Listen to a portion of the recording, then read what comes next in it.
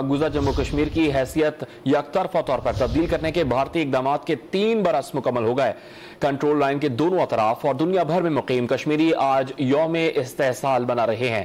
حریت رہنماؤں کی درخواست پر مقبوضہ وادی میں آج یوم سیاہ منایا جا رہا ہے۔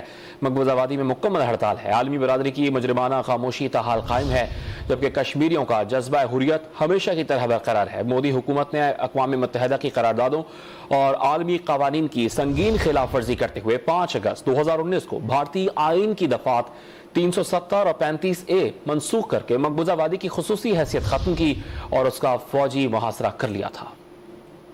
مقبوضہ جموں کشمیر کی حیثیت یک طرفہ طور پر تبدیل کرنے کے بھارتی اقدامات کے 3 برس مکمل ہو گئے۔ کنٹرول لائن کے دونوں اطراف اور دنیا بھر میں مقیم کشمیری آج یوم استحصال منا رہے ہیں۔ حریت رہنماؤں کی درخواست پر مقبوضہ وادی میں آج یوم سیاہ منایا جا رہا ہے۔ مقبوضہ وادی میں مکمل ہڑتال ہے۔ عالمی برادری کی مجرمانہ خاموشی تاحال قائم ہے، جبکہ کشمیریوں کا جذبہ حریت ہمیشہ کی طرح برقرار ہے۔ مودی حکومت نے اقوام متحدہ کی قراردادوں اور عالمی قوانین کی سنگین خلاف ورزی کرتے ہوئے 5 اگست 2019 کو بھارتی آئین کی دفعات 370 اور 35A منسوخ کر کے مقبوضہ وادی کی خصوصی حیثیت ختم کی اور اس کا فوجی محاصرہ کر لیا تھا۔